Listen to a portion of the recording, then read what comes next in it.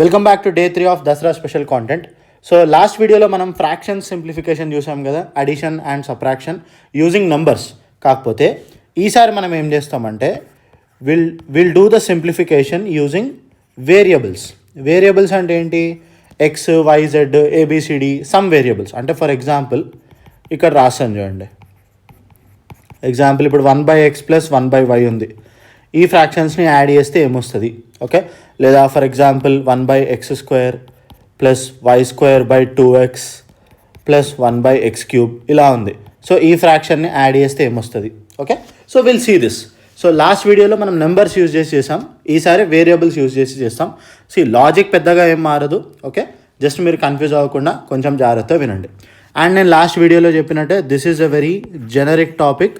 ఇది అందరికీ వచ్చి ఉండాలి for simplification purpose. Okay, especially classes 9th and 10th SSC and CBSE. Okay, let's start. So ఒక example తీసుకుందాం. ఒక ఎగ్జాంపుల్ తీసుకొని మనం స్టార్ట్ చేద్దాం. చలో, example number 1. Let us take a simple one. Suppose 1/x + 1/y ఉంది.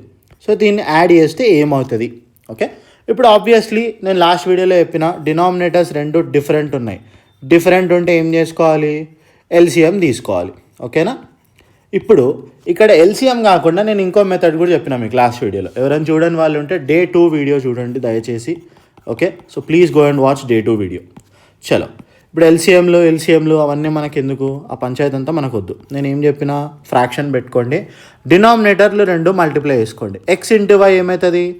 xy అవుతుంది. And న్యూమరేటర్లో ఏం చేయాలి? క్రాస్ మల్టిప్లై చేయాలి. 1 × y y + 1 × x x అయిపోయింది. సింపుల్. ఇప్పుడు ఇంకో ఎగ్జాంపుల్ తీసుకుందాం. Example number 2. ఇప్పుడు for example 1/x² + y² x + 1/x³ ఉంది. ఓకే, ఇప్పుడు ఇక్కడ ఏం చేయొచ్చు? ఇక్కడ ఎల్సిఎం తీసుకోవచ్చు, ప్రాబ్లం ఏం లేదు. కాకపోతే నాకు వద్దు అదంతా, నాకు ఆ మెథడే వద్దు. ఓకే, సో నేను ఇక్కడ ఏం చేస్తా? టూ ఫ్రాక్షన్స్ సింప్లిఫై చేస్తా. ఫస్ట్ 2 ఫ్రాక్షన్స్ తీసుకోండి. ఫస్ట్ 2 ఫ్రాక్షన్స్ తీసుకొని సింప్లిఫై అయ్యండి. డినామినేటర్స్ మల్టిప్లై అయ్యండి. ఏమొస్తుంది? x² × x వస్తుంది. అంతేనా? ఇప్పుడు న్యూమరేటర్లు ఏం చేయమని చెప్పినా క్రాస్ మల్టిప్లై అయ్యండి. 1 × x అయింది x ప్లస్ x² × y² ఏమవుతుంది? x² y² plus 1/x³ okay, చలో నెక్స్ట్.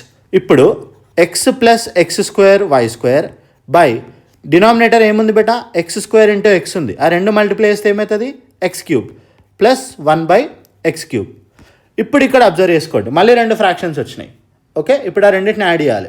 కాకపోతే ఇక్కడ ఏంటి? నీకు డినామినేటర్ సేమ్ ఉంది. డినామినేటర్ సేమ్ ఉన్నప్పుడు ఏం చేయాలని చెప్పినా నీకు ఎల్సిఎంలు ఏం అవసరం లేదు, రైట్? సో కింద x³ రాసేసుకో, పైన న్యూమరేటర్ x + x² y² + 1 రాసేసుకో. అయిపోయింది answer. Okay, so same thing మనం సబ్ట్రాక్షన్కి కూడా చేయొచ్చు. సో ఏం మారేది ఏం లేదు, జస్ట్ ప్లస్ బదులు మైనస్ వస్తుంది అంతే. ఇప్పుడు for example 1/x + 1/y + 1/z ఉంది అనుకోండి. ఓకేనా? ఇప్పుడు దీన్ని ఎట్లా సింప్లిఫై చేస్తాము అంటే మళ్ళీ నేను ఇందాక అలాగే ఏం చేస్తా? 2 ఫ్రాక్షన్స్ తీసుకుంటా. ఫస్ట్ 2 తీసుకోవాలని ఏం లేదు, నెక్స్ట్ 2 తీసుకొని కూడా చేయొచ్చు. అలాగే చేద్దాం. సో 1/x ప్లస్ నేను చెప్పిన ఇక్కడ డినామినేటర్స్ మల్టిప్లై చేసుకోండి. y × z yz cross multiply 1 × z z 1 × y y. Okay, ఇప్పుడు డినామినేటర్స్ సేమ్ ఉన్నాయా? లేవు, డిఫరెంట్ ఉన్నాయి. సో మళ్ళీ ఏం చేయాలి? డినామినేటర్స్ మల్టిప్లై చేసుకోండి. x × yz xyz. చలో, numerator 1 × yz yz plus z plus వైని xతో మల్టిప్లై చేయాలి. అంటే x × z xz plus x × y xy. This is your answer. అయిపోయింది. ఓకేనా? చలో, let us do one more example. 1/x² - 1/y² - 1/z². Okay, ఇప్పుడు ఇక్కడ ఏం చేస్తాను? నేను నాకు నచ్చిన 2 ఫ్రాక్షన్లు తీసుకుంటా. ఓకే, ఫస్ట్ది లాస్ట్ది తీసుకుంటా. చలో, సో ఫస్ట్ది లాస్ట్ది పక్క పక్కన రాసేసుకుందాం. ఈ మిడిల్లో ఉన్నదాన్ని పక్కకు పంపించేద్దాం. చలో, ఇప్పుడు ఈ రెండింటిని సింప్లిఫై చేద్దాం. ఫస్ట్ ఏం చెప్పినా నేను? డినామినేటర్ మల్టిప్లై చేసుకోండి. x² × z² is x² z². 1 × z² is z². మధ్యలో మైనస్ ఉంది కాబట్టి మైనస్ పెట్టుకో. 1 × x² is x² - 1/y². ఇప్పుడు డినామినేటర్ సేమ్ ఉందా? లేదు. మళ్ళీ ఏం చేయాలి? సేమ్ స్టోరీ, బై పెట్టుకో, డినామినేటర్స్ రెండు మల్టిప్లై చేయి. x² z² y² వస్తుంది. ఇప్పుడు క్రాస్ మల్టిప్లై చేసుకో. ఎలా క్రాస్ మల్టిప్లై చేయాలి? z² - x²ని దీంతో మల్టిప్లై చేయాలి.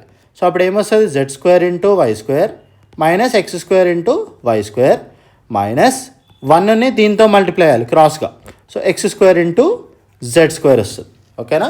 This is your final answer.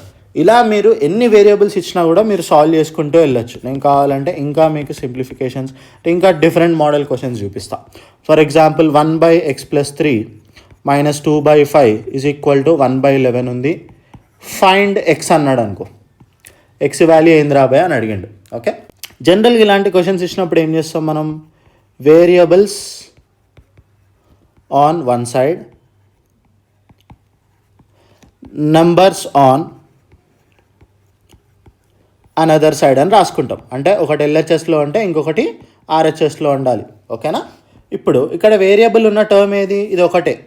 Variable అంటే ఏంటి బేటా? x, y, z, ABCD ఇట్లా ఆల్ఫాబెట్స్ ఇస్తారు కదా, వాటిని వేరియబుల్స్ అంటారు. ఇప్పుడు ఇక్కడ నెంబర్ ఇది ఉంది. సో దీన్ని ఒక సైడ్ పంపించుకోండి. అప్పుడు ఏమవుతుంది? 1/x + 3 = 1/11 + 2/5. అంతేనా? -2/5 ఇటు వెళ్ళిపోతే +2/5 అవుతుంది. ఇప్పుడు LHSలో ఏమైనా ఉందా సింప్లిఫై చేయడానికి? ఏం లేదు. సో ఆగండి, ఆవేశపడకండి. ఇప్పుడు RHSలో ఏంది? డినామినేటర్ సేమ్ ఉందా? సేమ్ లేదు. సో ఇప్పుడు దీన్ని ఏం చేయాలి? సింప్లిఫై చేసుకోవాలి. నేను ఏం చెప్పిన? డినామినేటర్ మల్టిప్లై చేసుకోమని చెప్పిన. 11 × 5 55, క్రాస్ మల్టిప్లై 1 × 5 5 + 2 × 11 ఏమొస్తుంది? 22 వస్తుంది. So this will be 1/x + 3 = 22 + 5 ఎంత? 27/55. ఇప్పుడు ఏం చేయాలి? క్రాస్ మల్టిప్లై చేయాలి. ఓకే, సో క్రాస్ మల్టిప్లై చేస్తే 1 × 55 55, మధ్యలో ఈక్వల్ టు ఉంది కాబట్టి ఈక్వల్ టు పెట్టుకోవాలి. ఇప్పుడు ప్లస్లు మైనస్లు లేవు. ఇంతకుముందు మనం చేసిన క్వశ్చన్స్లో మధ్యలో ప్లస్ ఉంటే ప్లస్ పెట్టినావు, మైనస్ ఉంటే మైనస్ పెట్టినావు. ఇది ఈక్వల్ టు ఉంది కాబట్టి ఈక్వల్ టు పెట్టుకో. ఇప్పుడు 27ని దీంతో మల్టిప్లై చేయి. So 27 × x + 3. అండ్ అబ్జర్వ్ చేయండి నేను బ్రాకెట్స్ ఎట్లా పెడుతున్నా అనేది. x + 3 మొత్తానికి బ్రాకెట్ పెట్టినా. ఎందుకు? 27 x + 3 మొత్తానికి మల్టిప్లై చేయాలి. So 27 × x 27x, 27 × 3 27 3s 81. Yeah sorry. So ఇప్పుడు మళ్ళీ variables one side, numbers another side. Okay, చలో. ఇప్పుడు 27x ఇదే కదా మన వేరియబుల్, అదొక దగ్గర పెట్టుకోండి. ఇప్పుడు ఈ +81ని ఇటు పంపించుకోండి. ఇప్పుడు మీరు అనొచ్చు 27 కూడా నెంబరే కదరా బాబు, మరి 27 ఇటు పంపించవా అంటే కాదు. 27x అది మొత్తం ఒక టర్మ్. సో 27x అటాచ్డ్ ఉన్నాయి. ఓకేనా? So 55 - 81 = 27x. సో ఇప్పుడు 55 - 81 ఎంత? 526 = 27x. సారీ, -26. ఇప్పుడు 27 ఇటు ట్రాన్స్పోజ్ చేస్తే -26/27 = x.